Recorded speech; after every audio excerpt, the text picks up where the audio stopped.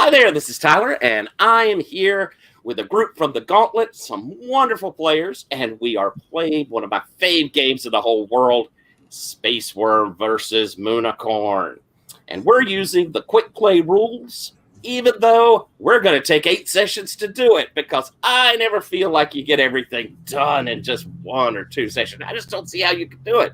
There's so much to it. And our first session was really just making the galaxy. And we've set up a whole very complicated galaxy out there. We eliminated a couple of things, religion and the secret police from our galaxy.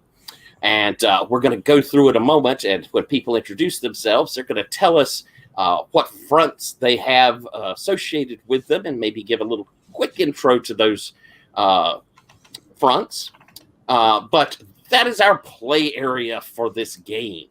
And like I say, we're here playing with a group from the Gauntlet.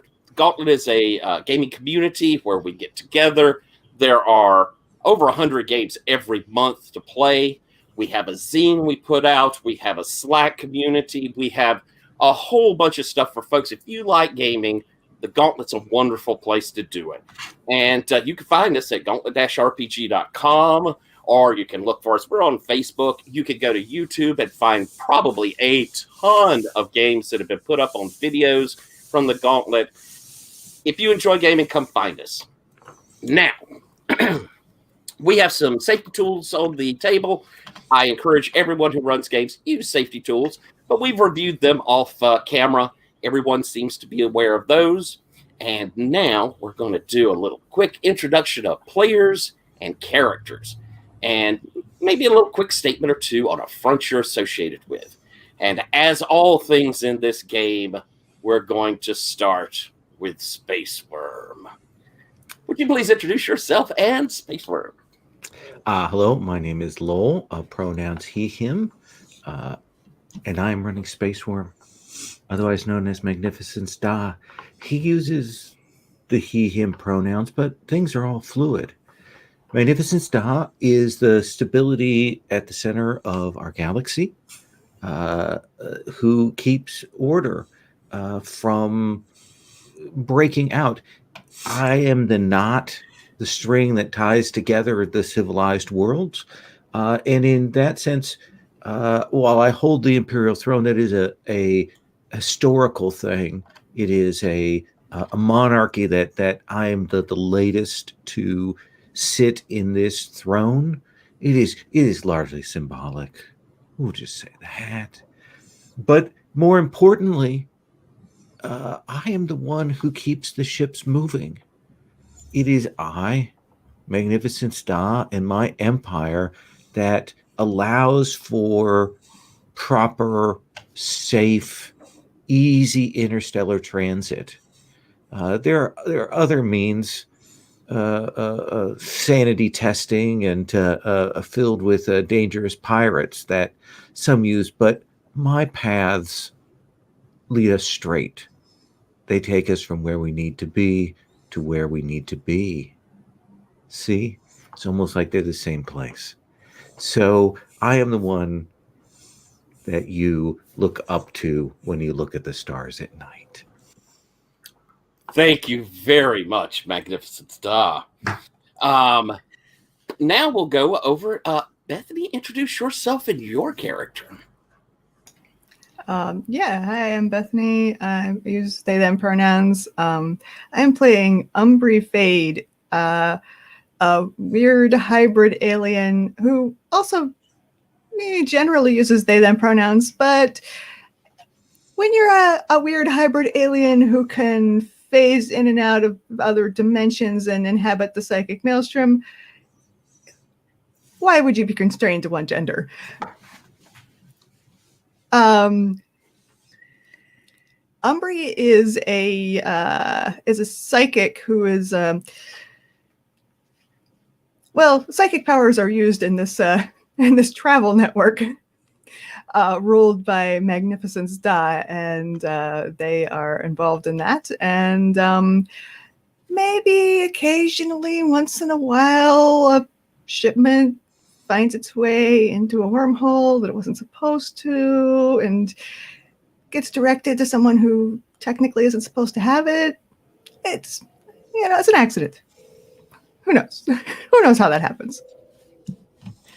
Awesome. Thank you very much. And you're covering our alien front. Yeah. We decided there are a lot of alien species.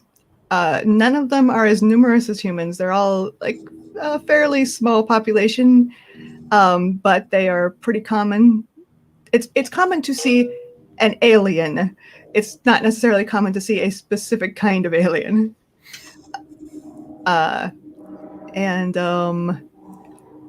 They range from vaguely humanoid to feeding off cosmic radiation and living only in space. Varying degrees of weird. Awesome. Thank you very much. Now we'll go over to Patrick. Introduce yourself and your character. Hi, I'm Patrick Ehem, and I'm playing Jocasta Solari, she, her, and she is the Serpent Princess, which is sort of the heir apparent or the next in line, maybe to hopefully pick up Space Wurm's power. I mean, if he's not using all of it right now. Let's see. I have some of Space Wurm's power and moves that I can use. I have stuff around defying or following Space Wurm's orders, which I'd obviously follow all of them. Jocasta is connected to the cybernetics front, and she personally is a sort of genius at designing replicants, biomechanical bodies for people to use if, say, they want to go into an alien environment that would normally be hostile to them, or if they want to travel across the galaxy using just like downloaded brain patterns and not actually go through the process of traveling physically anywhere. Little things like that. She's kept a fairly tight, some might say ruthless, but they don't say it very many times, hold on her industry.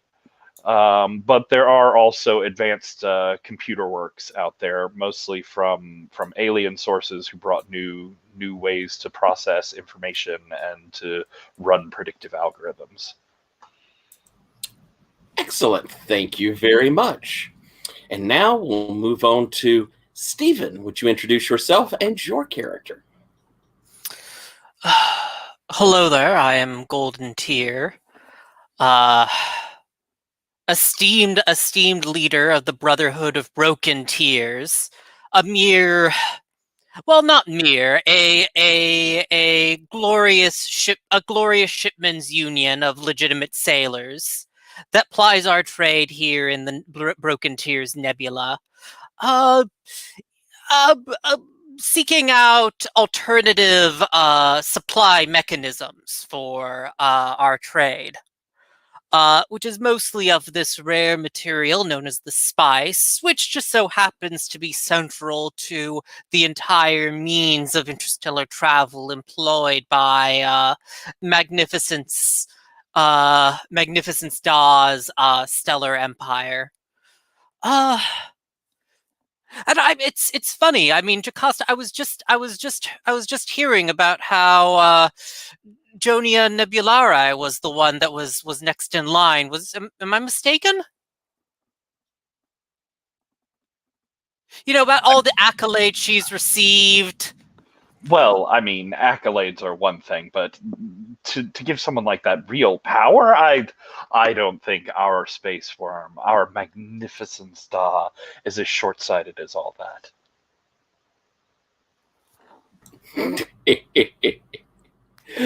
Thank you, Stephen. I mean, I wouldn't know anything about these things. I am a mere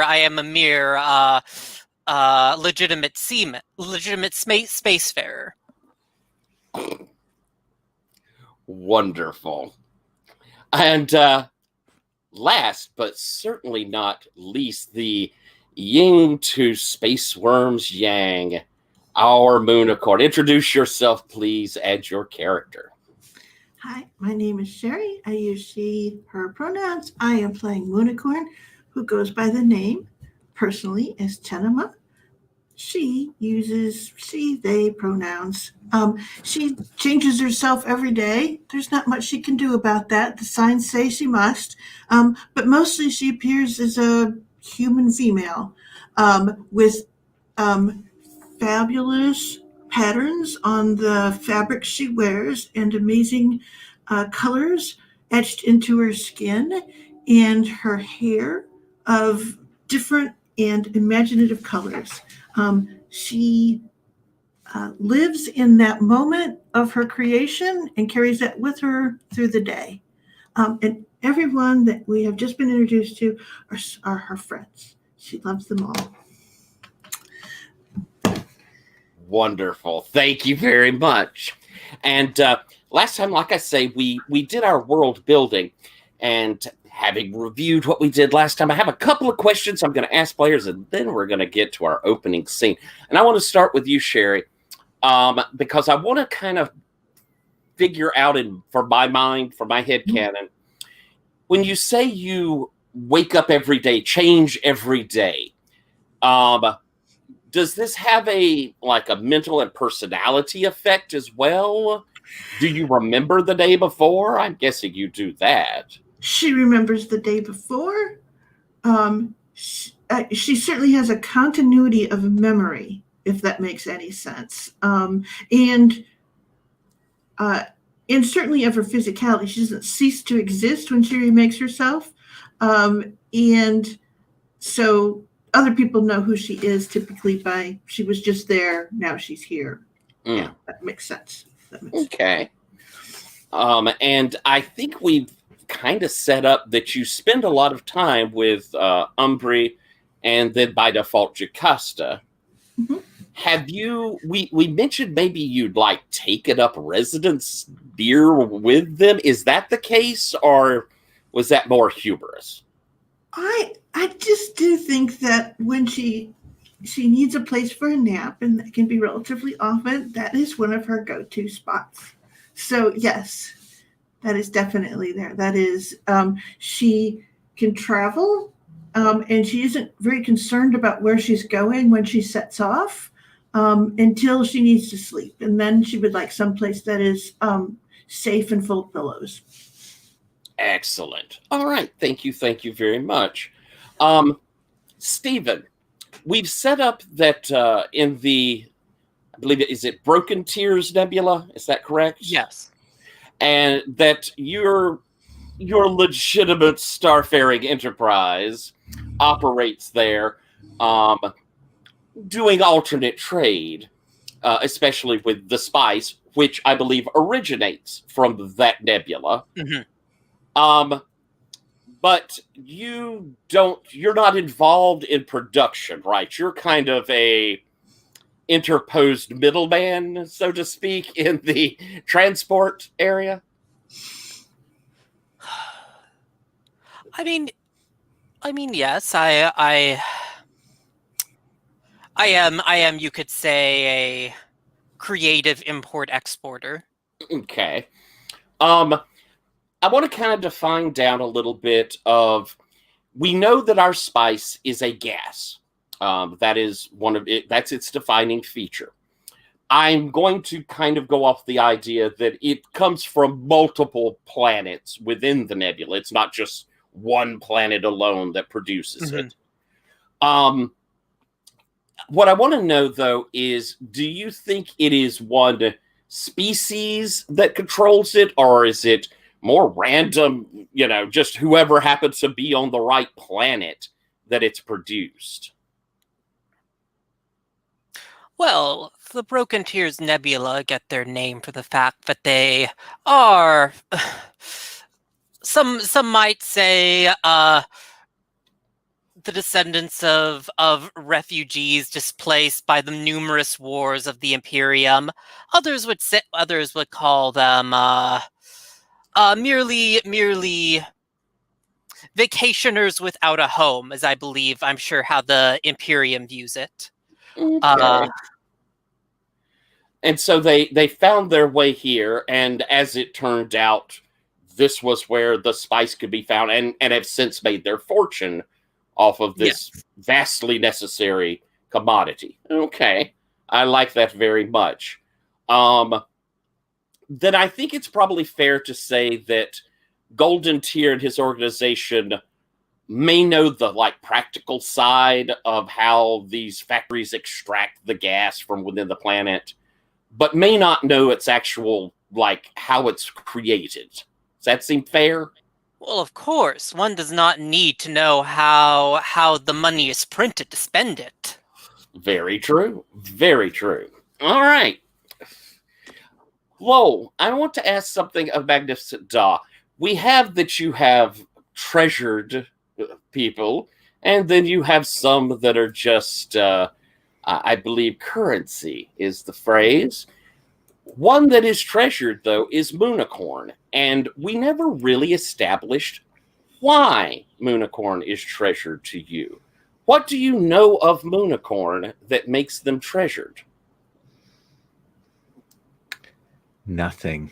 And I should know everything because I am Magnificent Da. And this whisper of the Moonicorn has come, and as of yet, I've had no confirmed specific information, and that bothers me. It is a grain of sand. I love it. And I think that maybe even part of these rumors also spring up around when the formation of art and music that is unsanctioned, that will often kind of form behind these rumors of the Moonicorn. Unsanctioned, we prefer the term illegal. I see. Very direct. All right. Okay, that kind of clarifies down some of the things I was just. Oh, I do have one more. I'm so sorry. Lowell, we know that it takes psychic ability to do the transport, certainly to do it safely.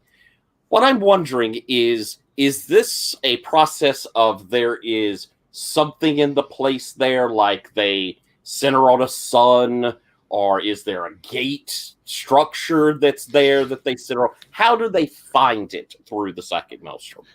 There is a convergence point in each system, and it shifts. It is for the way that the waves and tides of gravity affect. The psychic can sense that from the distance and move to it. It's why we can't, have it always be close to a particular port. It's what would create some danger for the piracy. Excellent. Okay, so we know coming into a system, there's kind of a nexus of the system. They appear, but it's not like they suddenly appear at the planet. They come into... No, there is a distance that they have to travel when they reach a system. Excellent. All right. Thank you very, very much. And now we're going to get into play, and I will be leaning on you here, Lowell, because we're going to find out. Yes. Our beginning is we're introducing Space Wurm in your own territory, safe, secure, and surrounded by your own people. First, are there any of our PCs that you would have specifically ordered, asked, arranged to be there? I would have asked Jocasta to be there. Oh, Excellent. God, it's so flattering, but it's so silly of you. You needn't even ask. Of course I was going to come. Wonderful. Umbry. Umbry, are you there as well? Yes, I'm definitely there. I'm still on this, probably impossible attempt to prove my humanity to Magnificent Da, and I can't do that if I'm nowhere around him. Wonderful. Golden Tier, maybe one of might be a less chance here. Do you think Golden Tear happens to be there at court of Magnificence Da?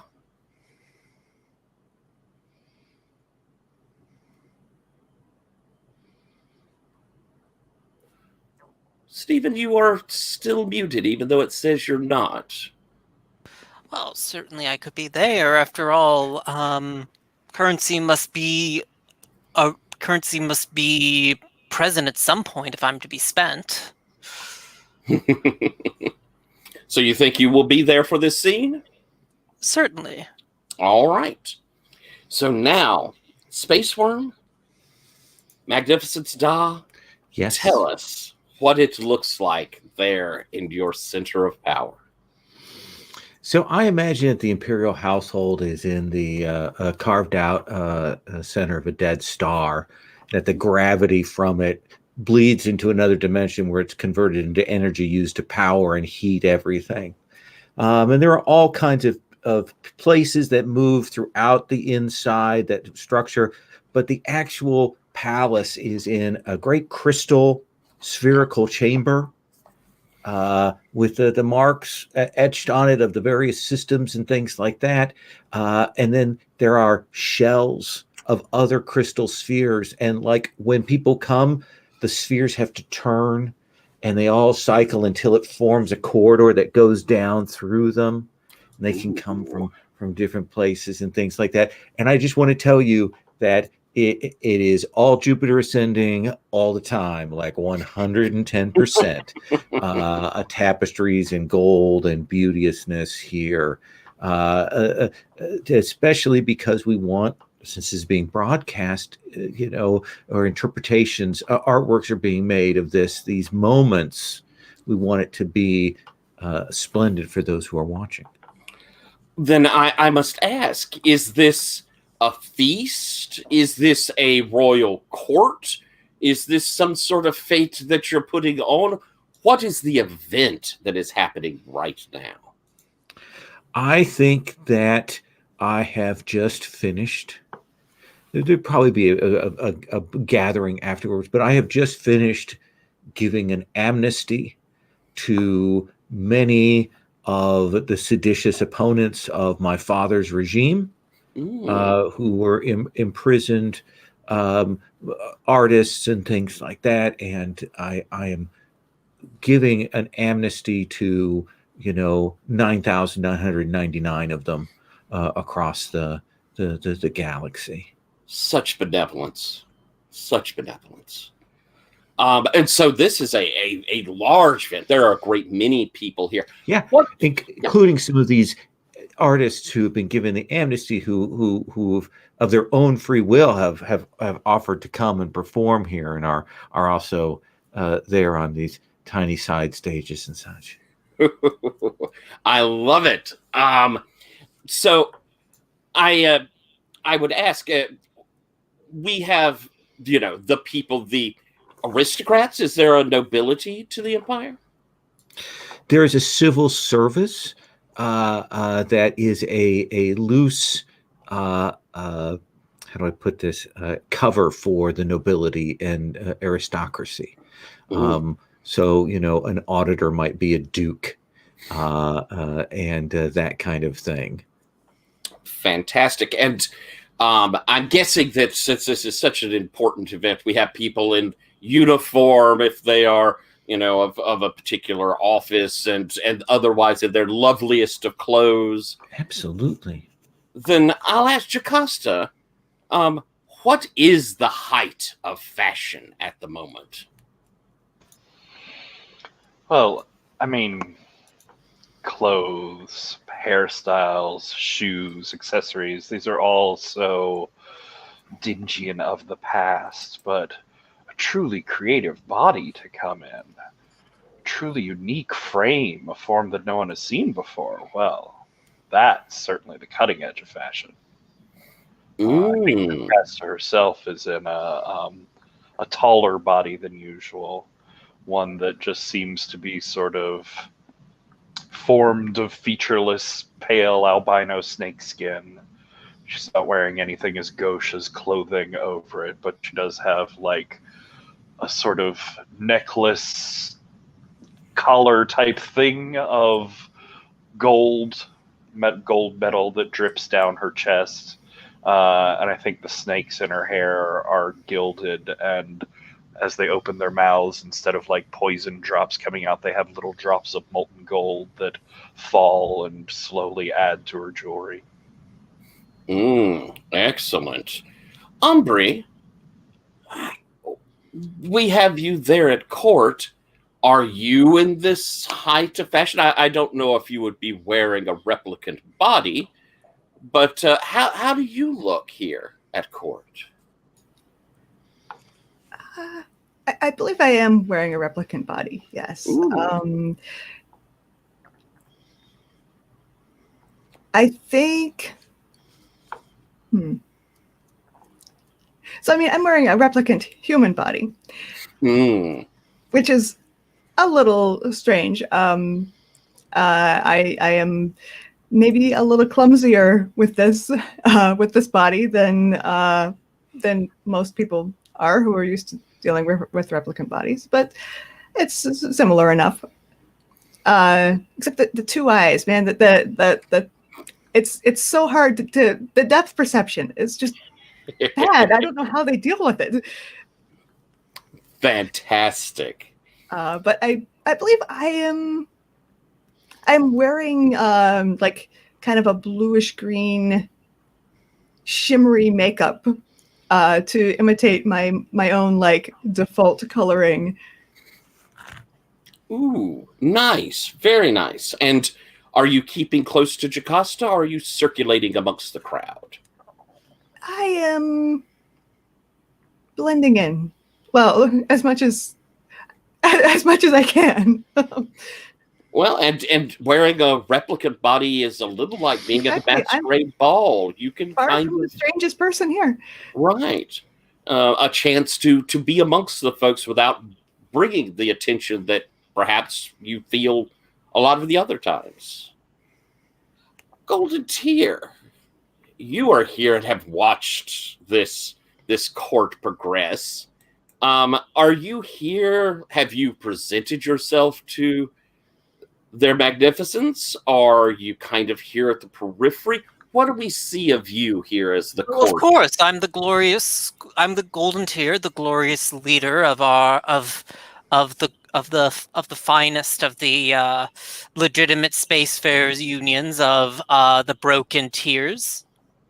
Of course, I'd make my introduction, and I mean, perhaps with all these artists you've just pardoned, you can finally get something a bit less dour decoration-wise around here. And what do we see? What are you wearing? What is the outfit of the Golden Tear? Oh, well, they say, Jocasta says that all fashion is about as minimal as possible. I am no believer of that. I am wearing a full mantle of nebular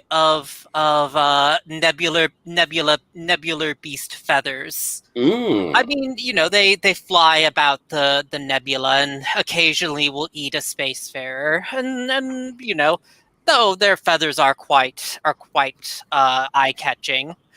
And I'm wearing the finest of my dermal piercings through my cheekbones, hence the name Golden Tear. Nice. And what parts of my body are not draped in silk? I festoon in jewelry. Very nice. And I must ask, is it you in your personal form, or did you wear one of these replicants? Well, I don't want to say anything rude about Jocasta, but I mean, she's no Johnny Nebulara. And so it is Golden Tear in the body there. Excellent. All right. Plus, if you had my face, would you try to hide it? Magnificence Da, the ceremony of the the amnesty is over. Where do we start by seeing you? Are you conversing with someone? What are you doing as we start here? I think I am moving through here and looking at people and seeing Jocasta, who I haven't had a chance to speak with for a while. I think I will call her over. She will slither her way and slink towards you. Magnificence, it's been too long. And I adjust the thunderstorm that I'm wearing that bleeds water down onto the ground that doesn't leave any damp trail. Kind of the rolling of the flashes upon it. And wow, I have to ask you a question. Oh, I hope I can provide you an answer that makes your night even better. Well, let me deal with practical matters, and then maybe we can discuss some things that are more ephemeral. All right.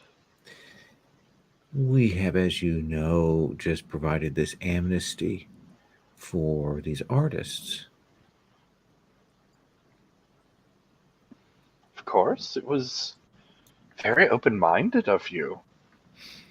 It seems to me that some of these artists, a good number of them, are very valuable.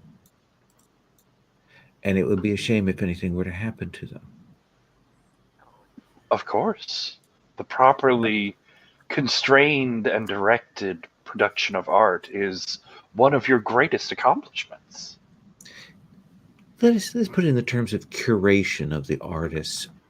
I would like you to, in case anything should happen to one of these artists, have ready replicants for the most vital and valuable of them. Well, of course, the protection of a replicant is in the wearing of one, not in the keeping of one.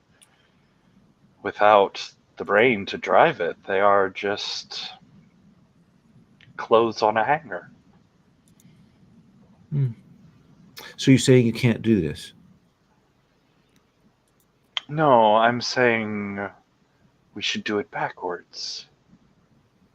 They should, of course, exist and live in the freedom that a designed replicant body could give them, while their real bodies are tucked away, safe, sound, protected, far away from any danger. I don't know why I didn't think of that. Well, I will leave that in your hands. Of course, we have mechanisms in place and the most luxurious, secure meat vaults you could ever wish. I would suggest that perhaps we consider an alternate term besides meat vault, but I leave that in your hands. Fine, I'll get someone in PR on it. Now to more ephemeral things. Where is your ward? I have not seen her.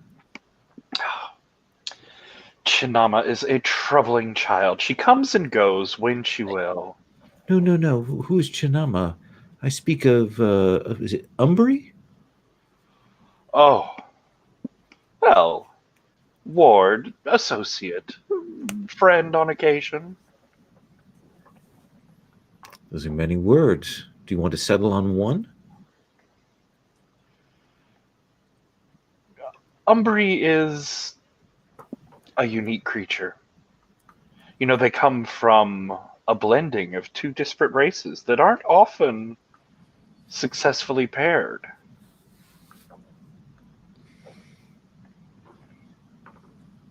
Would you like to meet them? I have heard of them, and I have met them in passing in the past, but I looked and I did not see them. Or are they in one of your shells? They have chosen the most exquisitely, perfectly strange shell. See? That one? That one over there? I don't think strange would be the word I'd use for that, but perhaps That's aping because, humanity? my dear Da, you're not looking close enough. That body is, in every respect, down to the micron, the perfect average of a human body. The perfect middle of the ground, the height of mediocrity, the exact middle of everything. They come from such a wild and strange form themselves. Think of the oddness of it. I've stopped paying attention to Solari, and I'm gesturing for this Umbri person to approach. Umbri, you see Magnificent Star motioning for you to come. I approach, obviously. As soon as I notice this, in my excessively average body. Da, what is the appropriate greeting when one comes into your presence? There is a litany, but magnificence in this is the fine shorthand. Guests are permitted that. Is there a bow or a salute or anything? I think a slight bow. There's a slightly more than slight bow due to this lack of depth perception issue, and says, "Magnificence, you asked for me? Yes. I'm here to serve." I see that you have opted to take on a form provided by Lady Solari. Yes, of course. I so rarely see this model. I thought I would give it a test run. So it was your choice. An interesting one. And you wear it so exquisitely, my dear. Thank you. And I think I reached to, I think I reached to put my hand on her arm when I say thank you, and of course end up slapping you.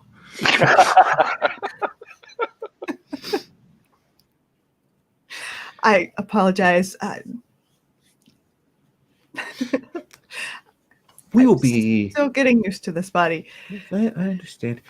We will be hunting in the moons of Kobos in at least 6 units, and perhaps at that time, Umbri, you will accompany Solari to this, but in your own self. Of course, Magnificence.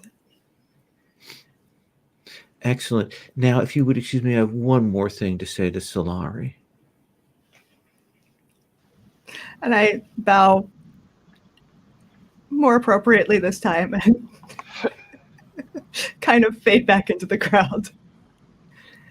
Jocasta will give you a sort of sly wink as you're backing out, hey, good job, you didn't fall on anything.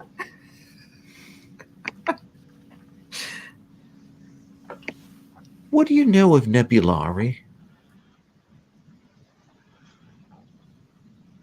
Nebulari? It's a name I've heard come up a few times in conversations recently. I believe that's Iona, the potential rival, Jocasta. Gotcha. Well, nothing impressive, important.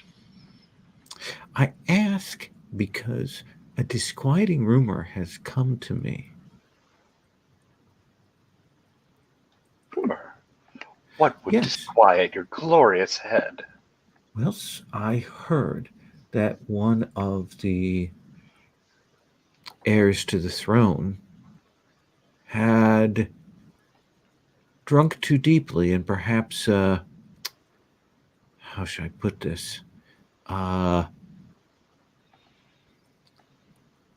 Attached themselves to certain forms of intoxicants, the spice in particular. Ah, well, the young are ever so prone to being young, aren't they? Well, keep your ears open, will you? Of course, of course. I mean, the marvels that you bring from the spice have truly changed the galaxy, but moderation in all things is what we should aspire to. Absolutely. When I think of you, I think of moderation. Out I of wish curiosity, to- is Yeah, this triggering? Oh, go ahead. Oh, go no! If you have a move that's triggering, that'd be great. No, I was going to say, is this triggering consider or study on your sheet? For magnificence? Yeah, That's a good question. because it does sound like you're probing Jocasta for.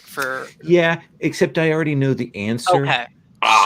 So I'm more subtly threatening, but I do wish to like very specifically, very obviously, after speaking with Solari, go and make my way to Golden Tier. Excellent. All right. And so, as this pleasant conversation comes to an end, Magnificence, you can see Golden Tier. Probably there are a few folks chatting with him, which will quickly make way for you as you approach. I very conspicuously to the people that are talking to them, I apologize, Master Golden Tier, that I have not yet taken the opportunity to personally greet you and welcome you to our house. It is no insult to me, your great magnificent star. And I give you a bow, and I think a very overly done bow, and I think that the feathers in my mantle probably wave a bit as I bow.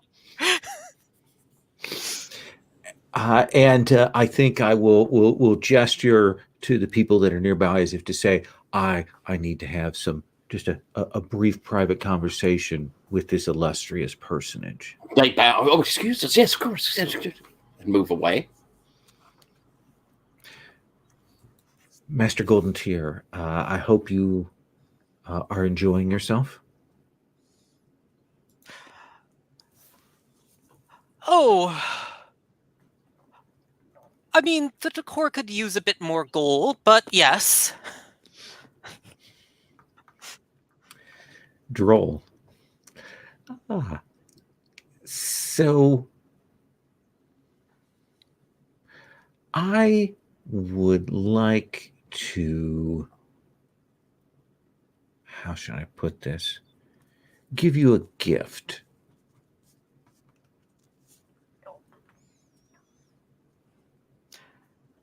Well, one should never be so uncouth as to turn down a gift, magnificent star.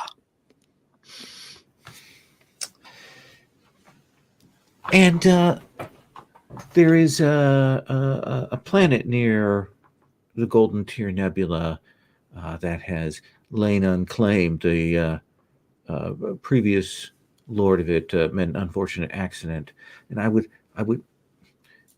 love to present it to you as part of this areas that you have control over. Ooh. Well, of course, but I must ask, what have I done to earn such a prestigious gift from one so great as yourself? Well, nothing yet. Of course, I should make a point of making certain that gifts are repaid with gifts of equal value. I have a request. It has come to my attention that you have your finger on the pulse of the spice trade.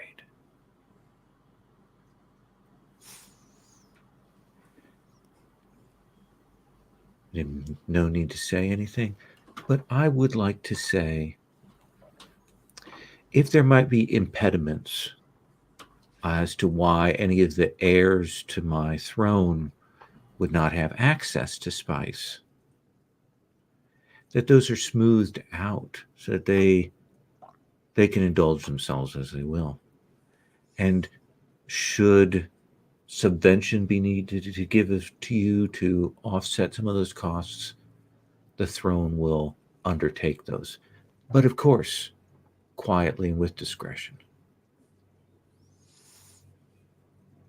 Well, of course.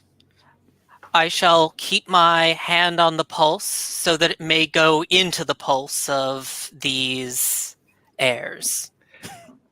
That is all that I could ask for. That is all that I could ask for. When you come next to the throne world, I will have fewer attendants around it. I will take you to show you my collection of rare items, and there you might find something interesting. But we will leave that for a future date. Until then, my magnificence. Until then. As you two separate, Magnificence, you see your major domo has you see an attendant near them, and you see their face get pale and probably a little frightened as they begin rushing towards you. Calm yourself, calm yourself. What is the matter? Great, magnificent one. The latest shipment of the spice, we have been informed that it returns empty. The captains say there was no supply to be had. In fact, the planet was devoid of spice. And I will look over at Golden Tier, and I will say, was there some explanation that was given? Magnificent one, it was said that those that run the facility, that they spoke nonsense. They spoke of some calamity, a fleet which came and absorbed all of the spicious gas. That it simply rose from the planet and was consumed by this fleet. Summon our fleets. Yes, Magnificence. And we see over in the corner, Golden Tier, you receive across your communicator, because we have our kind of instantaneous internet of the galaxy. Who is you forwent your lieutenants, but there's someone obviously back with the Golden Fleet that you trust. Who is that person?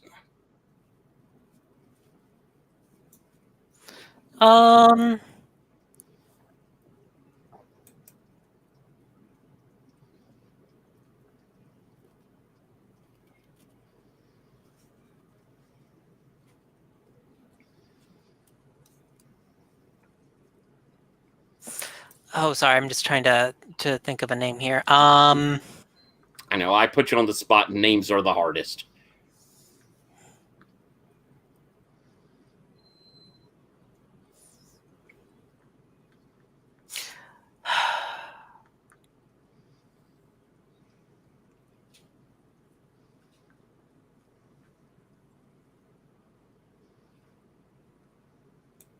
Filch the Filch, which not that clever, but neither is the man. Excellent. If you punch him hard enough, he'll usually put it back. you receive this message. Golden Tear. There. Let's see, we'll call it Cassadine. The Cassadine planet has claimed a fleet has stolen all of their spice. Our scouts have seen this fleet. This image I send to you. And you see coming up across your screen 4 ships, enormous, almost organic looking, long and large. And you can see them above this planet of Cassadine. And it is as though rising up from the planet is this swirl of gas that is just absorbed into these ships. And then the fleet kind of wavers a moment, and then woof, it disappears. It's gone.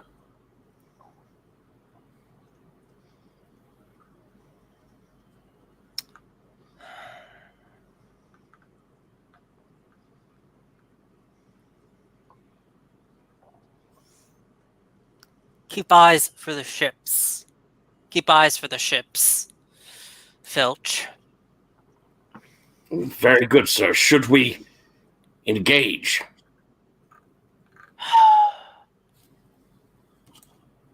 No, let them take the spice. I think something far more valuable has wandered into our nebula. And we're going to cut on that comment. As we go, actually, I think we're going to take a first break here. And we're going to come back and we're going to start with Moonicorn scene. I do want to ask just before we go off, Moonicorn, where are we going to find you? Are you there at the palace because Jacosta's there? Are you back on Jacosta's world because, you know, her where she keeps her industry and all going? Are you somewhere else? I think she showed up in Cassadine today. Oh, I love it. All right, then. So let's take 8 minutes. We'll come back at 10 after the hour, and I will see you then.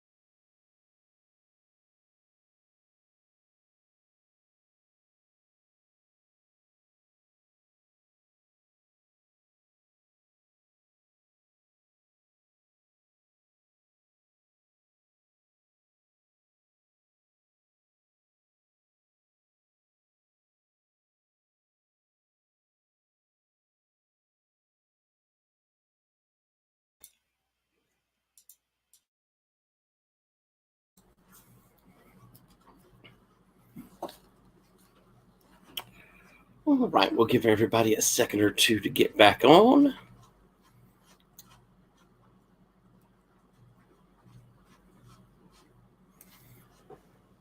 Stephen, I have to mention that we have those exact same guys, strawberry, broccoli, as well as the carrot from the set. They are atop our board game shelves, as well as Yertle the turtle, an anthropomorphic cheese, and an anthropomorphic bomb. Yeah, well, I originally got the broccoli mostly because it has the same silhouette as my boyfriend. That's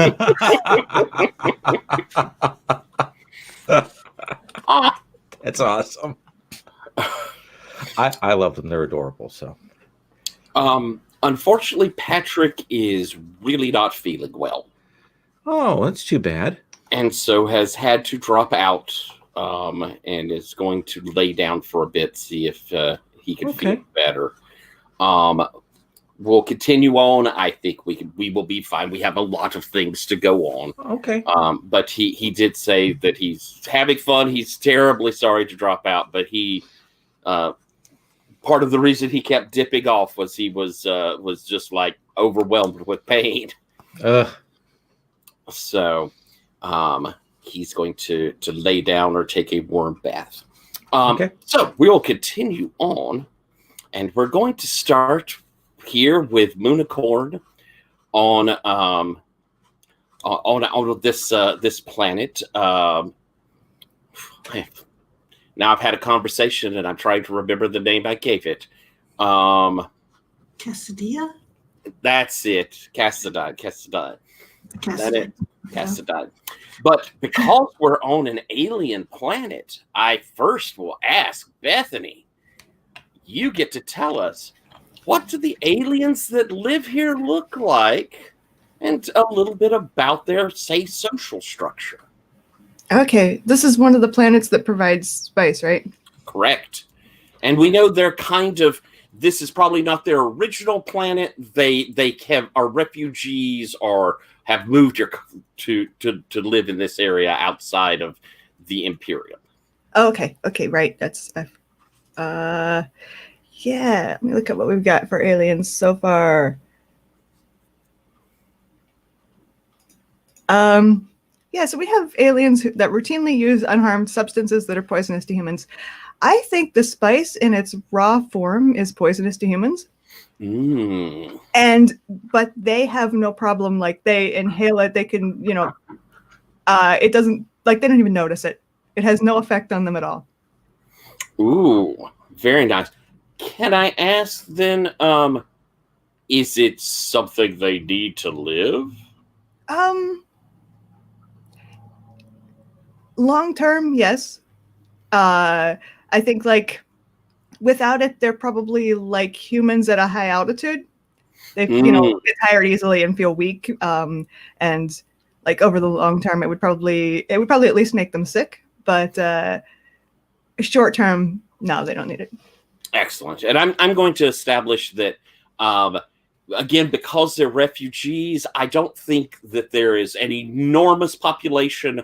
I think there are a couple of population zones that is mostly, there to be able to take the spice to. That's where they get their big money.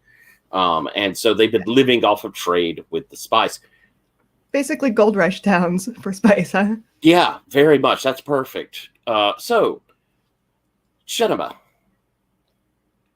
you are waking up on this planet? Were you here yesterday? It depends on when yesterday was, but if it wasn't 5 minutes ago, no. Have you been here before? No, it doesn't feel familiar that way. It's like a lot of other places, but it isn't a place. So, because this is one of the old planets where the oldest races were, but they're not here anymore. But she knows that. Wonderful. And I think that as you kind of, come to it, what do you look like here? Do you look like the native people, or what form are you taking brand new to the day?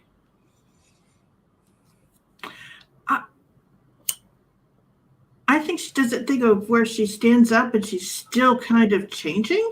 And she probably starts out looking like something very alien, but then she reshapes herself into I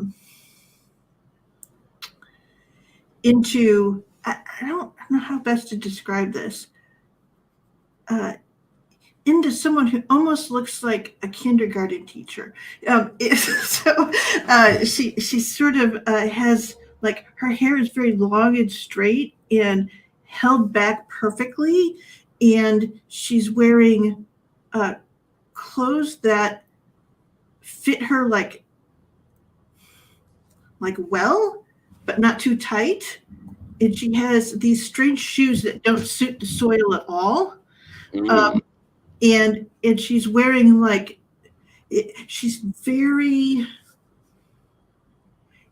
she's dressed in darker colors than you would usually see. Usually it's a different thing. And I think she looks up at the sky and she sees those ships up there as they're leaving. She goes, "Oh, it's a funeral." Ooh. And I think that, that fits perfectly with the gaudily dressed man that has stepped into the room that you're in. He doesn't seem surprised to see you, though you don't recognize him. And as he steps in, "Shinema, great Moonicorn, they told us you would be here." "Oh, do I know they?" I do not think so, but they wish to know you. "All right." I have been given a message. Our people are all preparing to leave this planet. It is no longer a refuge for us. But they have taken the spice, and it will be many centuries before it builds up here again. And we have it has become as air to breathe for us. So this is no longer a home. And Geneva will sort of lean forward and go, "When you go to the next place where you can breathe, you must," she sort of stops and she goes, "I don't know what's the word. You must put up monuments so they recognize that you recognize where you are." Yes, great Moonicorn. Thank you for your wisdom. She says, "You are standing atop their dead." And he looks down. You make it so very clear. And she sort of stops and she goes, "I will try to make it clear when I understand why they've come now." Then you will accept their message. Yes. He moves forward and reaches out his hand. And do you take it?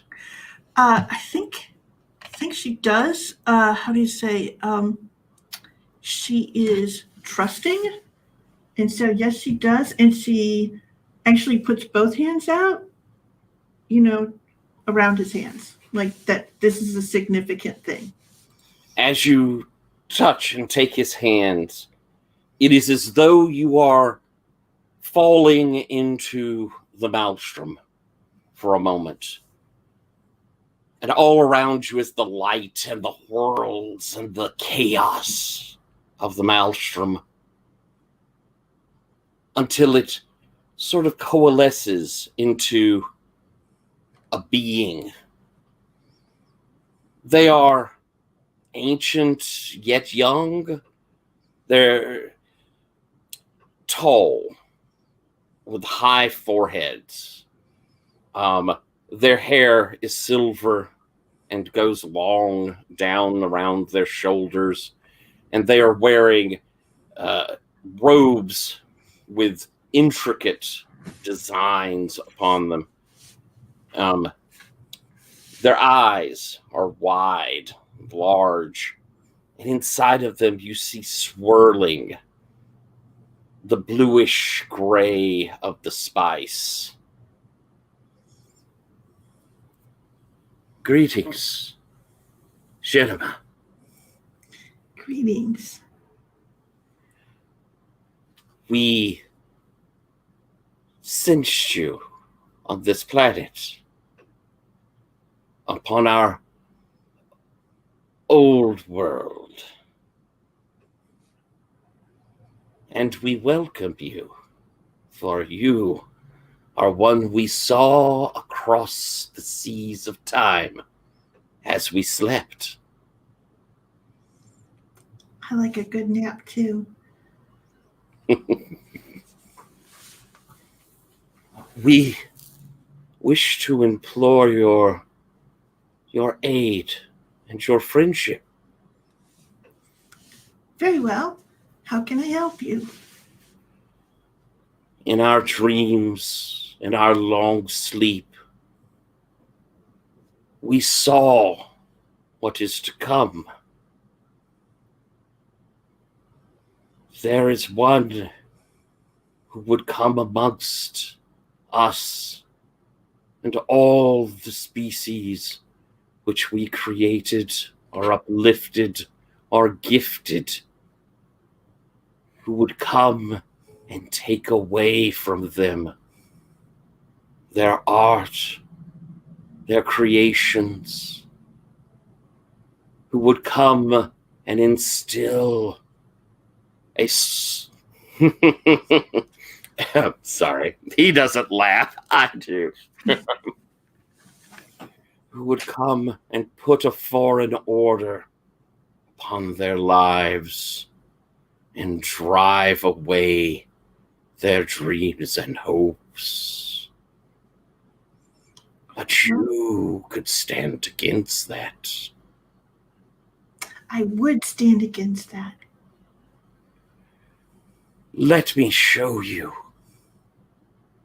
And a vision here in this maelstrom begins to form as you travel across planets, multitudes, singing species with their great acts of drama, species writing magnificent works,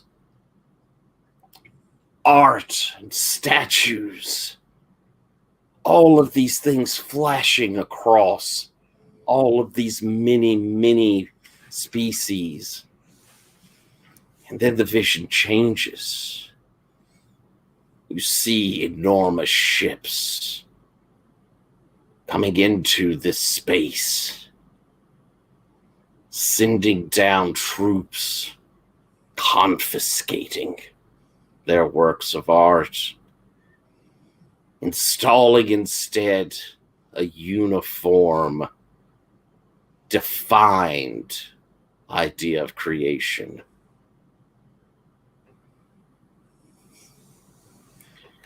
Would you perhaps like to assess the situation here? I would, sir. For a great deal is happening, and even Shenema is a little overwhelmed. I have not put up our rolling page, and it is, however, in our safety tools I see it. tab there. I am there.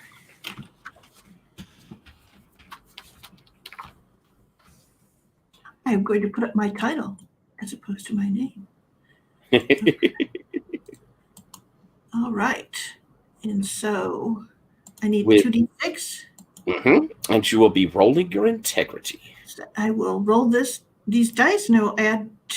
Whoa, that's a good question. What is my integrity? Your integrity currently is 2. Because I haven't messed it up yet. Okay. So that gives me an 11. Oh, fantastic. All right. On a 10 plus, you may ask a question and I will answer it. Ooh. Let's see here. And it can be about anything you're in this big scene we've seen so far.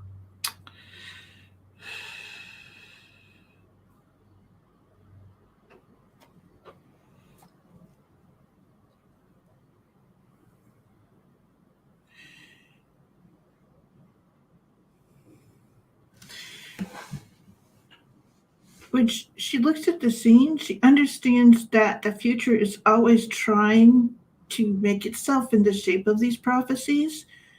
So rather than look for what would be, what it would be that is happening currently, like that the ships of Magnificent Da or of anything that she is seeing now in this thing, she looks for anything that suggests it is not that time and that place. As you look across this, it is certain that it is the future you are seeing. They are giving you a vision of the future. And in fact, as these scenes begin to shift through there, as you see these ships and the troops coming down to try and take over these planets, you see the people rallying to try and hold them off. And they're carrying flags and banners and shouting the name of Chinema as the one who inspires them. What is the symbol on the flag that makes you recognize that they follow you? At least the idea of you. It's a brilliant mama flower on a high stem. And I say mum because that's what we're familiar with here. But it's a flower with many petals, deep, and they cascade down. And it comes in all hues. Every planet has some version of it. It's such a standard flowering type. And it's familiar to everyone. And almost always to different climates. This one, yeah. So, and then essentially the flags have those in different colors. Wonderful. As the scene begins to pull back and you are there with this being again, will you inspire and lead the desperate species against this threat, O Moonicorn?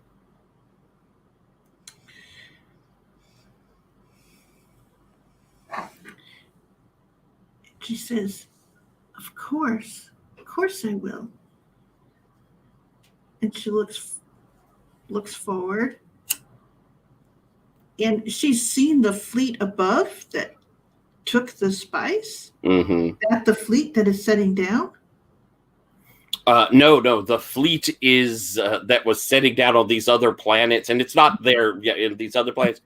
It is instead. I think you probably have been on an Imperial world to see the great fortress ships of the Empire. She's like, oh, yes, of course I will do this. Then we would have you go to rally our greatest of philosophers. Would you go to the planet Phobos and there speak with the wise ones? Phobos. Yes, of course. I'm sure I know someone who knows where that is. We shall give you the gift of this knowledge that you may find it. All If right. you would accept this gift.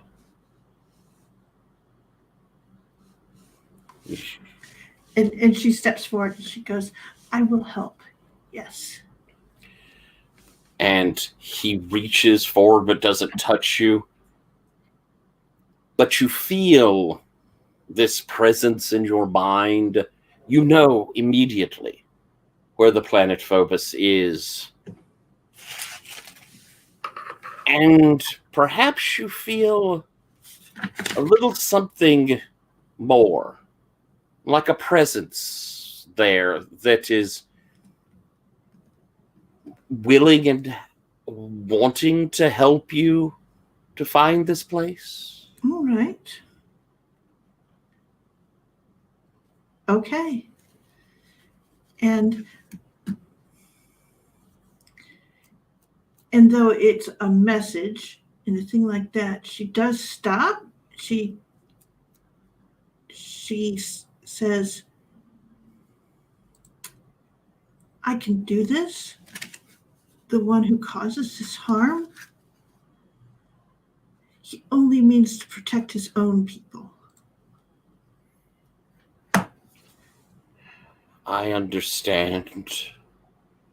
However, in the pursuit of protection, he would destroy so much. I see that. We are pleased that you will help us. Our hunger upon waking was great, and so much of that which we need to live has been taken away, distributed amongst these other peoples, used. And now we worry that we will not have enough to see us through to the next cycle. And she stops and she goes, they have only been able to take what comes to the surface, but you have drawn deeply. It is the way of the cycle. It builds. We wake. We feed. We guide. And then we return to slumber to see what future paths lie ahead.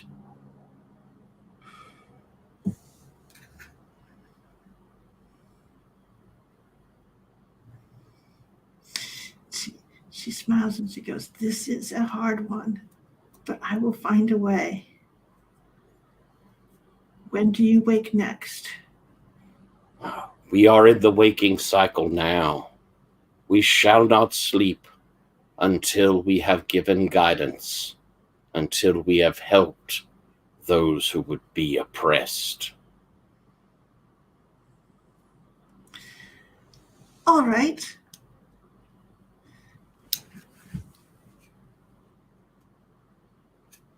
Oh my. She stops. She looks up. She goes, this is a terrible lot to figure out. She turns back. Thank you so much for this. You are the guiding light we have dreamed of finding. We saw you across 1,000 threads, and in each one, you were a beacon to the people. She sort of stops. Did you see Umbri? He sort of lowers his eyes. The one of two worlds. Mm. We have seen them in threads. In some, they joined with your light. In some, they fought beside the oppressor. Yes. That is how the threads must be. From two worlds, they could be a great leader or a terrible bane. I like Umbri. I think she'll be a great leader. But I have something to do. As do we. We seek our next feeding ground. Be well, Moonicorn, and we await our chance to see you again. Very well. I will be waiting for that time. And this presence fades out, and the maelstrom sort of swirls around you again. You know that you could return to the planet you were on, but you also are here within the maelstrom, which is almost a second home. You could almost go anywhere you wanted.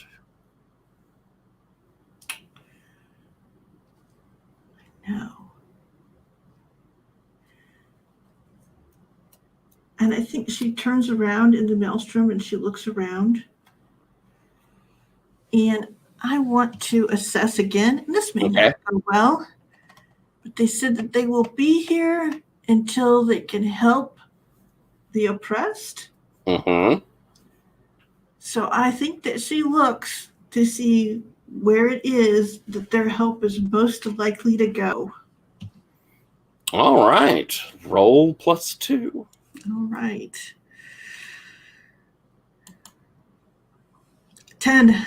Oh, very good. I'm lucking out here. You're doing quite well.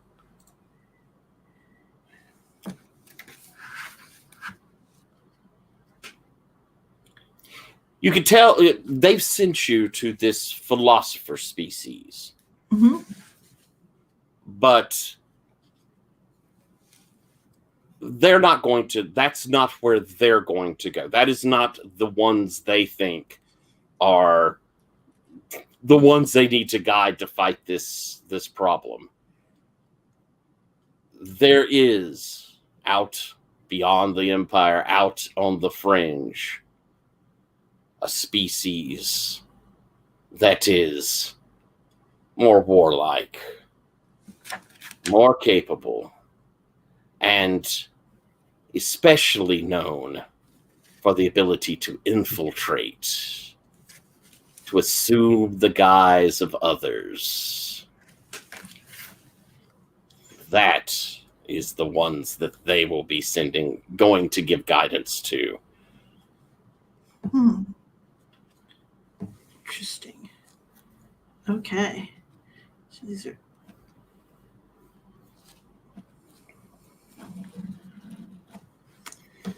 All right. Where do you go? Oh, I go to speak to the philosopher to hear that story. But then, okay. Yeah, but you should, by all means. Yeah. So as through the maelstrom you move, we're going to shift over to Golden Tier. Golden Tier,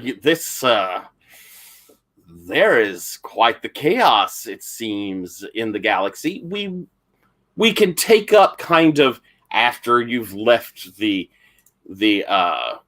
celebration, the event there. Where do we find you next?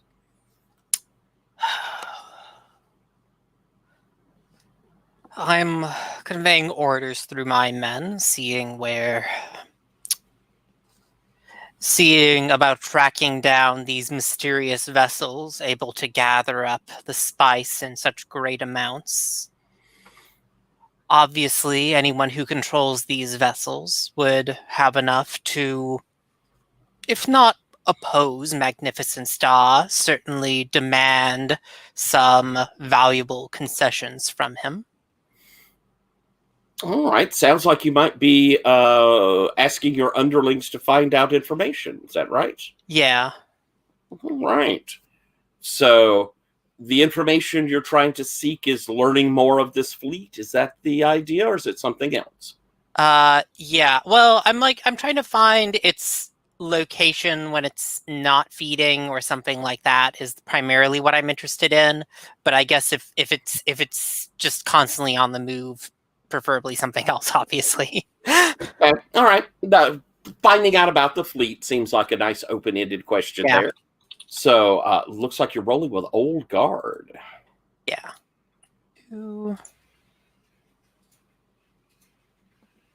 That's a 7. 7. Something useful and interesting.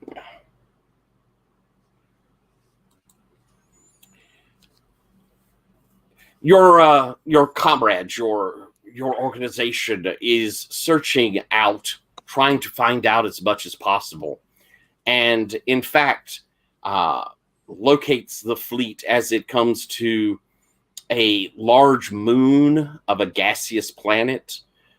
This moon has no inhabitants as far as they knew, but it seems as though it did have the spice on it, because they see the fleet hover around it and extract from it. And as they finish, as this comes out, joining into, again, it's only a small fleet, but these ships are quite large. As it absorbs that in, and they have that kind of weird, almost flux sort of moment, and begin moving. First off, they determine that they are not slipping into the maelstrom like most ships do or can. They begin reading tachyons. It is as though they are sliding into a different reality or time.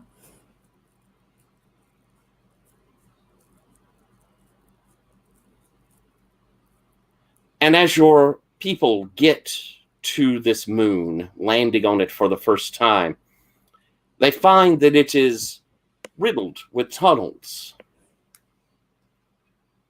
And inside, they find that there is a similar flower that is found all across the galaxy. These mums. And as they come in, they see just the faintest bit of the spice lingering on the petals of these mums, though the gas itself seems to be gone. Does that seem a fair answer? So what is the so just to clarify, what is the interesting thing here? Is it the flower?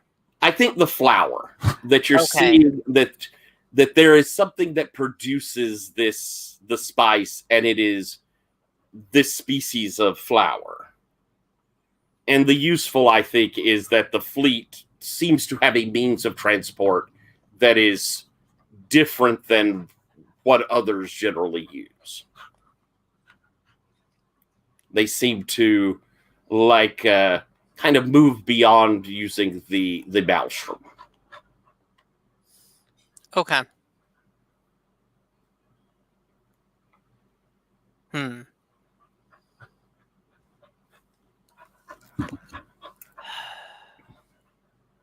think, because I'm just looking at what I can do here.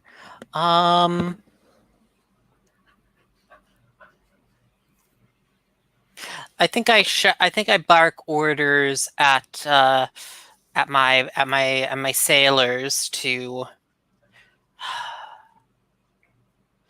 gather up samples of the flower. We're going to take if there's someone that can offer us a lead to where these flowers originate. It will be in Corden's market. Mm. A number of informed and, well, easily greedy individuals frequent it. Excellent. All right, so they're collecting up these samples and going off to a place, to the market there, to try and find out more about it. Is that correct? Yeah, I put one in Filch's hair.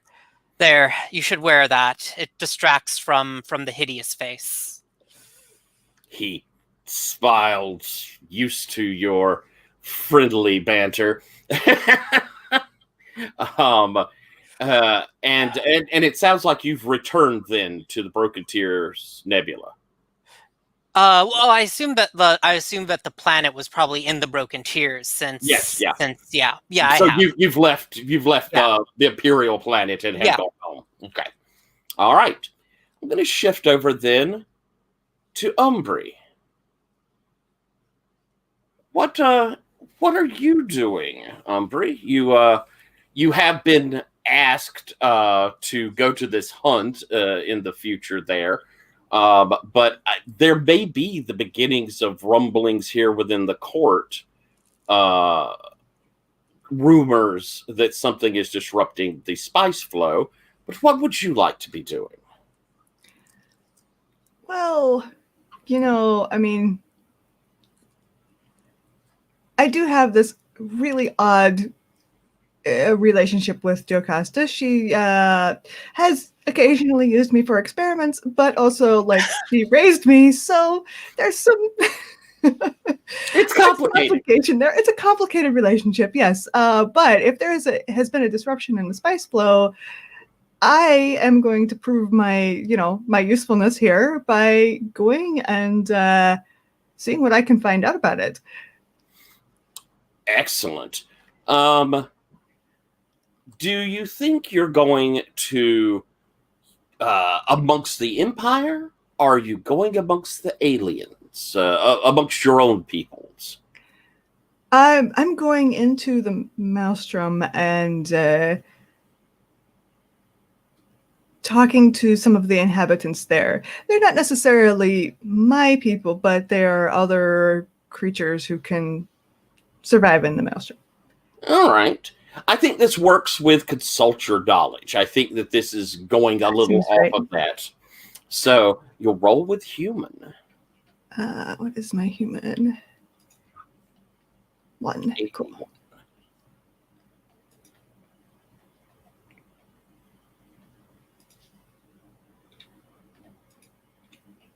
Oops.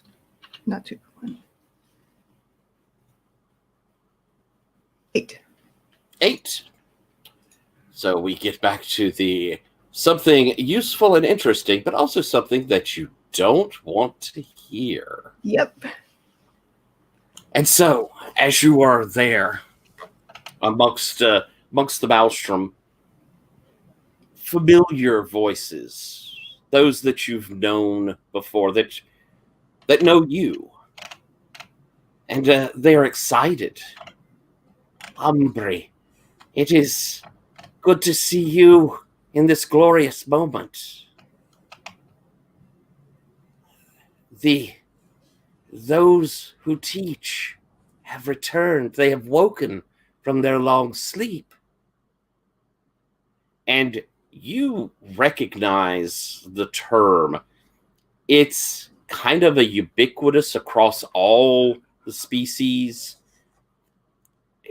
Like kind of maybe guardian angels, or this kind of view of, somebody would call it like a religious view, but that all races have those who helped them along the way. Okay. Yes. In fact, I think there are probably actual shrines to them, or some might say temples. And all of them have living but gigantic flowers Ooh, marking them. wonderful. And Omri, now that they have returned, they will bring us knowledge. They will help us. So many of our people have fallen under the sway of these humans who seem to have never heard the teachers. You're right. I've never heard a human speak of the teachers. Strange. Maybe they're the one species who has never been helped by them. To be without the teacher's guidance, it is hard to imagine. They're very numerous without that guidance. They are like the stars in the sky. It seems beyond count. But if the teachers have returned, maybe someone could prevail on them to make contact with the humans, at least. To teach them. Yes, that perhaps then the humans will not see this need for expansion over all of us. Already, many of the species speak that it will be time now to push back against the humans, to stop their expansion. That would become a war that I don't think would turn out well for anyone. They have become so dependent upon the spice. It is what lets them expand at such a rapid rate. But soon the teachers will take the spice, and the humans will no longer be able to expand. And only we will be able to walk the ways. I've spent a lot of time among humans. They are very good at finding new ways to do things. But if the teachers are collecting the spice, they have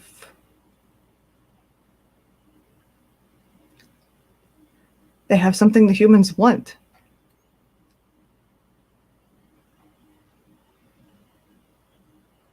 It is true, Umbri. What do you foresee will happen?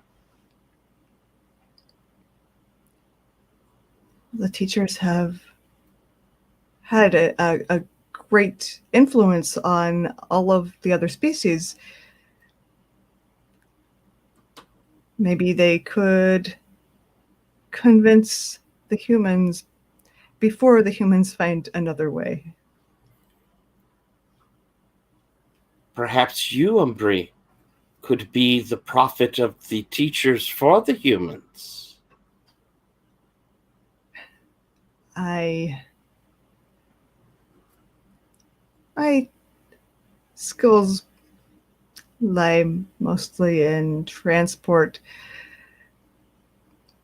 but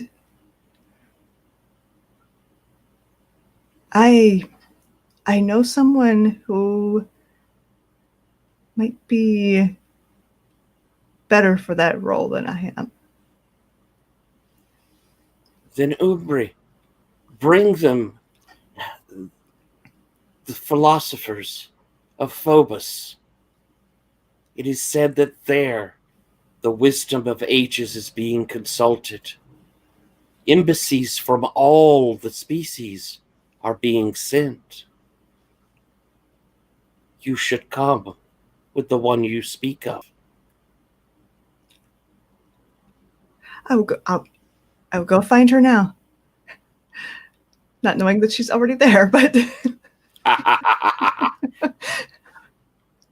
Excellent. And we're gonna pull that scene. I like as you pull back out. And we're going to go magnificent. The fleet assembled. What are you doing with it? What is the action of Great Space Worm? I want them to find the spice. That is all. That is all that is needed. That is the task that I am commanding my underlings to undertake. All right. Fleet, go out and find it. Lower your power by 1 after you roll. Okay, let's see here. Let's get the roll for me. Magnificent roll with +2. Let's see here. And it's custom done. 2d6. Duke. All right, let's see what happens. That appears to be an 8. All right. And lower your power by 1. On an 8, they try to enact your will, but there are complications you may have to deal with. And so, you've assembled the fleet. So this is like the mass of the Imperial fleet, right? It's not everything, but it's the... This is no time to dilly-dally. And so... This is the first crisis I have faced. And I want it to be dealt with quickly. And so, the fleet arrives in the Broken Tear Nebula and begins moving through, heading towards one of the largest of the spice-producing planets. The planets are nothing. We know that a fleet came. Mm-hmm. We have a monopoly on the technology of space transport. So what I want us to get to is this fleet. Okay. As they're in transit, looking, searching, almost as though it knew where the fleet was going to be, the aliens appear, or the entities, these beings appear and ambush. Your fleet fights nobly. And in fact, it does not seem as though the opposing fleet wishes to destroy it. It does, however, draw the spice from your psychics. And as the fleet is there and does damage to the opposing, the 4 of those great ships. I wish to try something. Okay.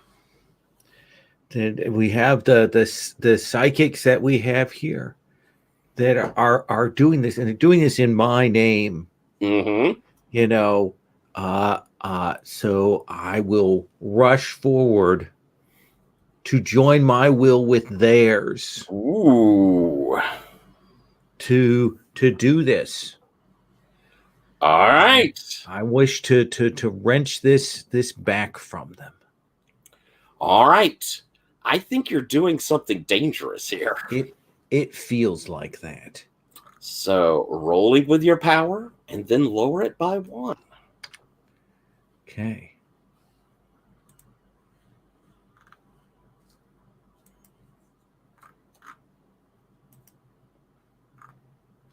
That is an 11. Ooh. You avoid falling prey to the danger and put yourself in an advantageous position. Take +1 on your next roll. As what does it look like? You putting your own personal power behind this. I think that part of what I am, part of the Imperial Throne, is calling on the will and the psyche of the populace, and we have that. That is what supports us, is the will of the people. That's why that is the strongest thing for the Imperial Throne. And I think I draw on that, channel that through myself, and push it back against these people who would destroy the lifeblood of their empire. And I think that as you do this, your great fleet, your psychics within it are empowered, and they would stand as this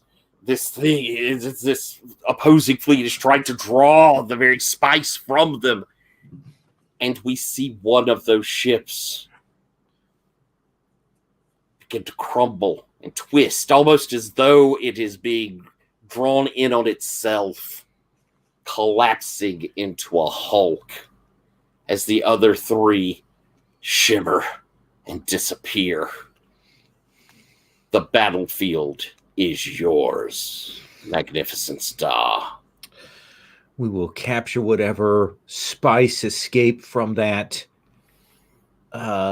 crumbled ship, and make ready to allocate that partially to the fleet, but then to all of the crucial infrastructure for the livelihoods, for the transport, for food from the great breadbasket worlds.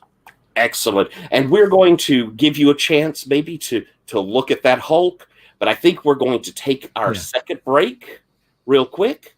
We'll do 8 minutes, come back 10 after, and hear of this victory.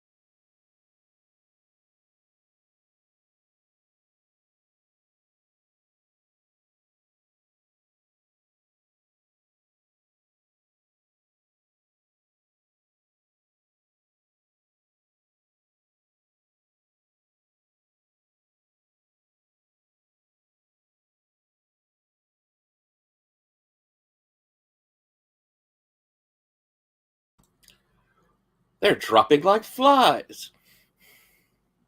You're muted here. I wonder if you want to if you want to get us to a stopping point, just so we don't have. Okay. Yeah. Yes. Unfortunately, it seems that Steven's had a bit of an emergency and he's had to drop out. So I'm going to do a couple of quick things, and then I think we'll probably close for the evening, so we have everybody together. I want to sound good. Okay. I want to come to give a chance here, though. Magnificent Da. You have disabled. You have this hulk of one of these ships there. Now, you projected, it sounded like, into the fleet. It wasn't that you arrived there personally, did you? Or is that a factor? Oh, no, I was there. I would have been there. Oh, okay. So you are there and present. So I think taxed and injured.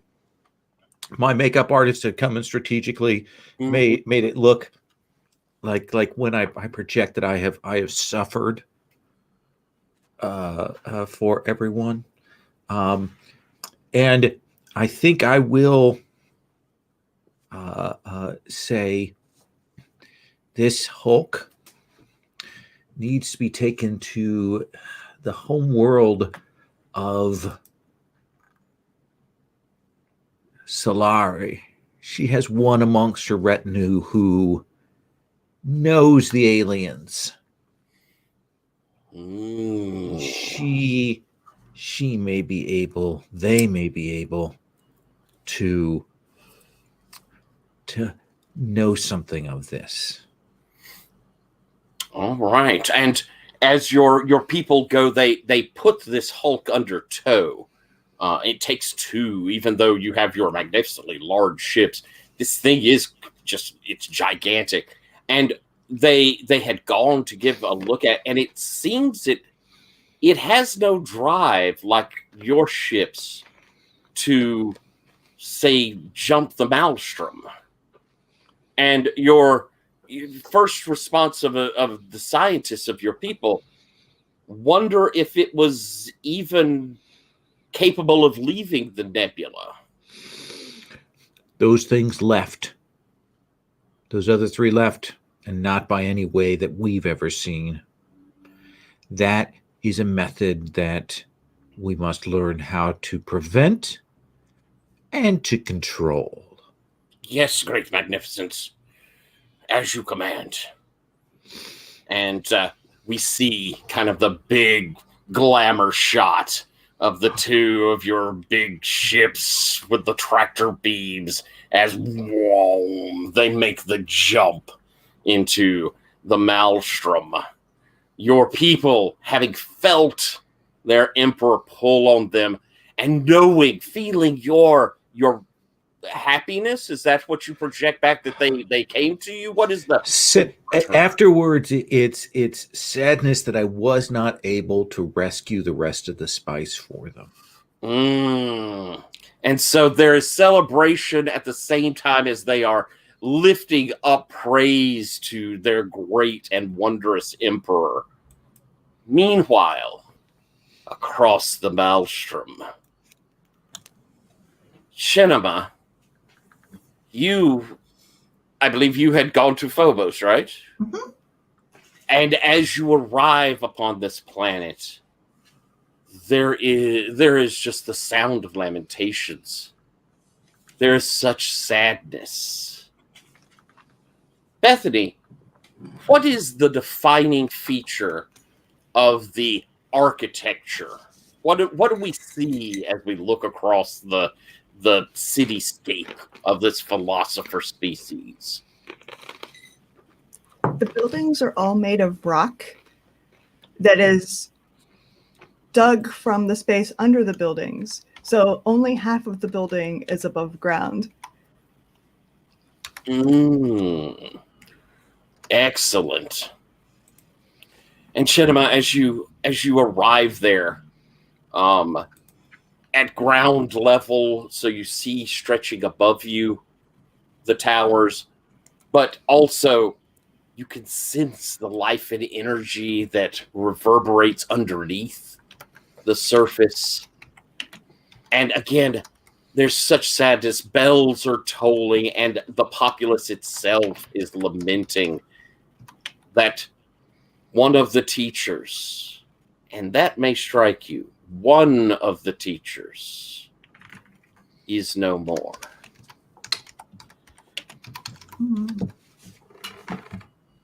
What do you do?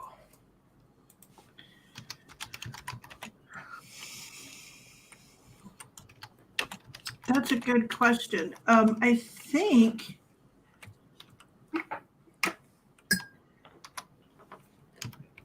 that she stops for like where she is by one of these towers, and she puts her hand on it, and you see her create like the mums, but they're in a funerary arrangement.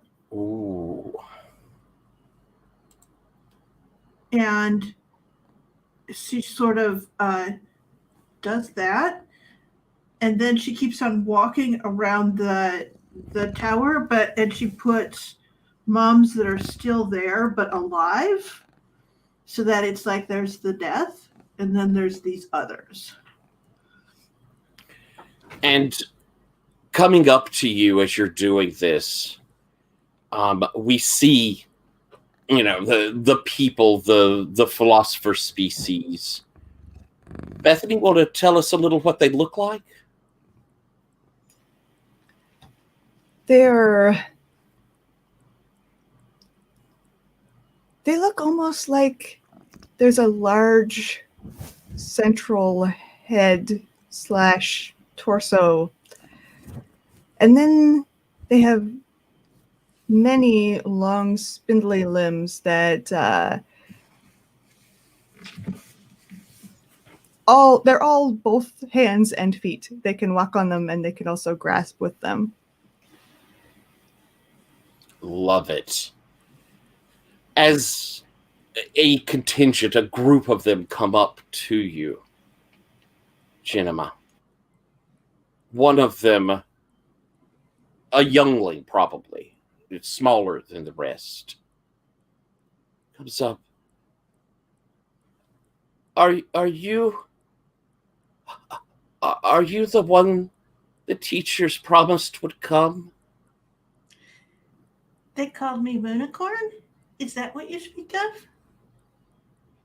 Yes. Yes, I am. I hope that I can be what you hope I am. We have lost one of the teachers. And now their wisdom will not be here to guide us.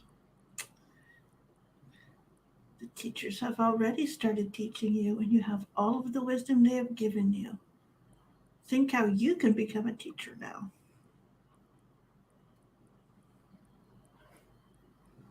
Me, Moonicorn? Yes. You are the only, she goes, you are one of the ones who has always known the teachings. For you, I will try. For you, I will teach. And mind you, she is dressed like a kindergarten teacher today. So. And I think you shared an intimate moment with someone. All right. So you may gain an integrity. Yay. And a kindergarten teacher outfit is. and so amongst the lamentations, the word begins to spread that Moonicorn has come and that there is still hope. Umbri, as you're traveling, you also feel this death, this loss, a loss that of something you didn't even really know was there. Now, where are you going? I am going to find Moonicorn, and I wonder if I can sense her. I don't think I can unless she's actually in the maelstrom. let's see. I think maybe with your psychic powers you might could. So why That's don't a mutation. we use a mutation? So rolling with Inhuman. All right. Choose one.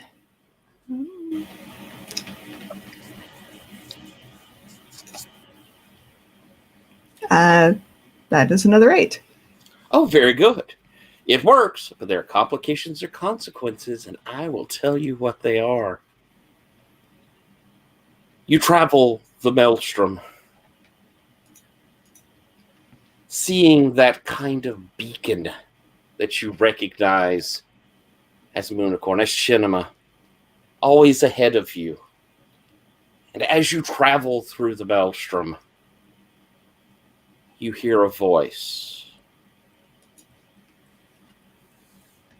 They may have taken my life, but they cannot destroy my teachings. Umbri, will you accept me so that you may carry my teachings forward?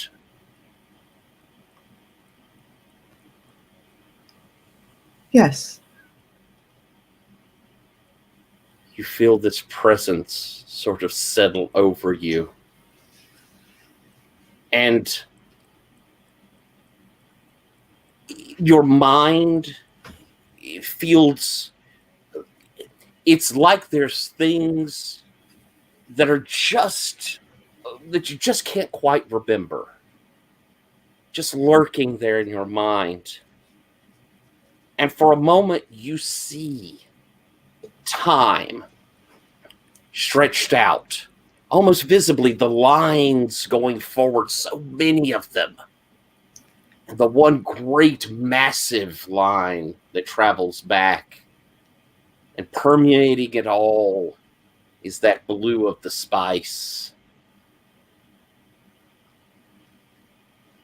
And you, following one of these lines,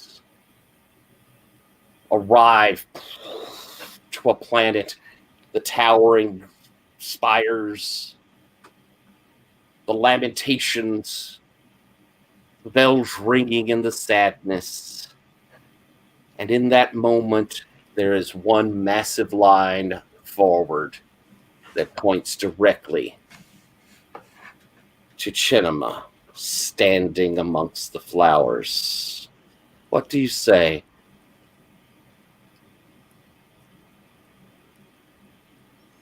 I think I open my mouth to greet her, and I'm not the one who speaks.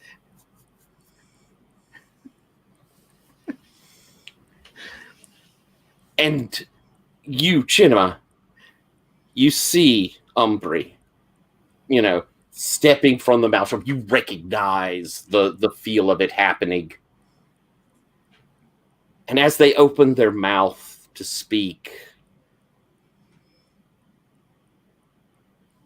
a voice comes out similar, not the same, but similar to the presence you met in the maelstrom before. We can die, but knowledge must live on. And this is the vessel of that gift.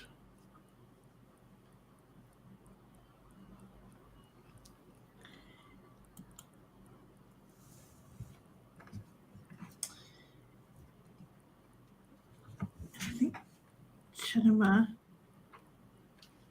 turns towards Umbri. She looks over and she goes, Umbri, are you okay? And she walks towards her, towards them. And as a final line, I think we're going to end scene. Umbri, what do you respond?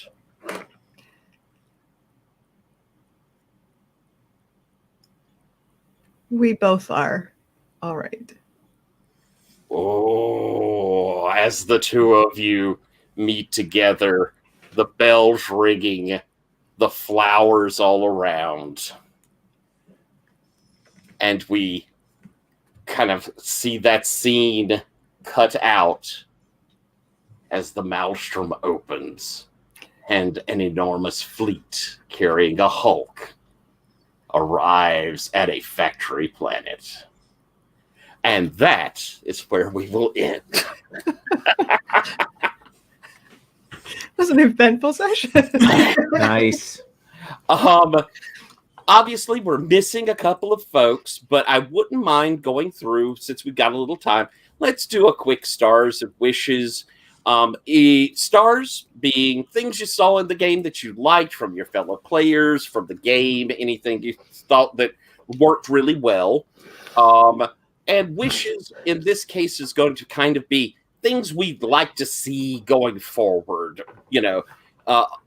Probably not necessarily what the game's doing. We'll look at that maybe towards the middle, but more along like the story.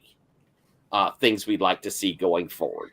So I'm going to, let's see, I've started at both ends before, and I usually start with Magnificent Dom. So instead we'll start, Bethany, why don't you start off with stars? We'll do stars and then we'll do wishes.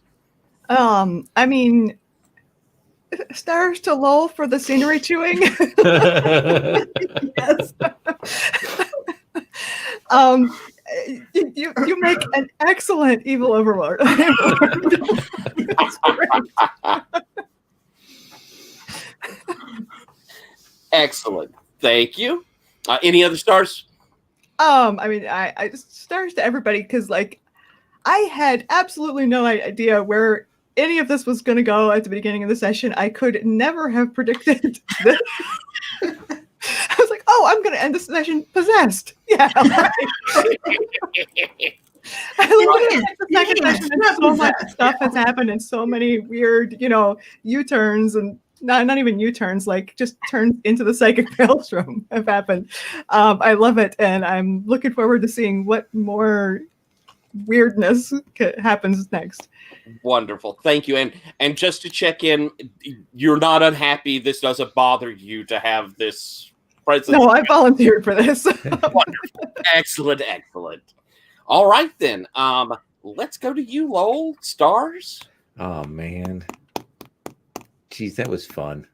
Like a chance to go big and fellow players who are also willing to go big and let me be over the top. I mean, it's everything I want. So it was good. It was fun. I enjoyed every moment of it. Excellent. Thank you very much. And Sherry, stars? Yeah. So one of the things is it's very weird playing with a fellow player who's usually your GM, who is always good at doing, over the top evil villains. You're like, we're in for it now. And I had a lot of fun watching everyone set their lives up and everything in that first scene. I really liked that first Space Wurm setup. It was so good. Everyone got some great time. And I was like, okay, I have a much better sense of who everyone is. And so it felt really fun to sort of roll into the story with that knowledge. And everyone's like bringing in all the ideas that we set up so well. It's like, oh, everyone listened. I love that. So good. And I love Ombre. And yes, so.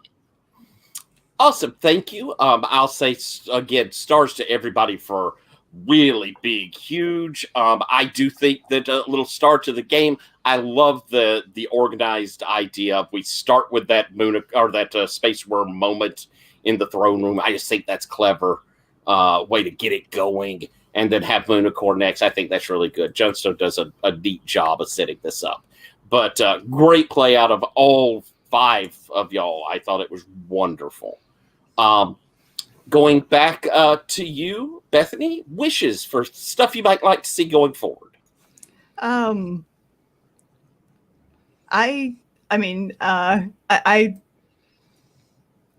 I want to see how, especially Jocasta, like gets involved in this. But actually, Golden Tier is probably even more because they seem to be less.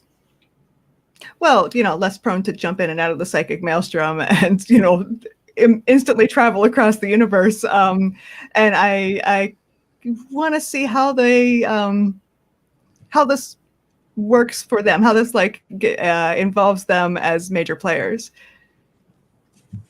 Awesome. Thank you. I do too. Lowell, wishes going forward?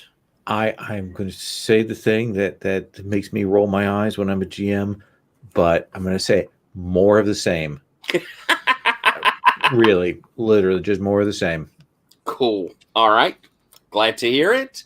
And Sherry, something you might like to see or push on going forward? Oh, here's what I love is the idea that Moonicorn is all like, yes, she's going to help. And I'm going to bring my 50-50 die Umbri with me. This is the best plan ever. So yeah, I really love this. That is, I don't know why. It's like so, it's like, yeah, I just love the faith that is in it. I don't know. It's fabulous. It's fun to do. It's not quite a cartoon, but it's definitely Technicolor and it's surreal, if that makes any sense. Awesome. Thank you very much. And my hope is that that next time around I'd love to see scenes with people interacting. So I hope I could find good ways to mix folks up and around. That's probably my biggest wish going forward. But I'm extremely happy that that it seems like we've created something here that's got some legs, and I love that that it is something we've all built.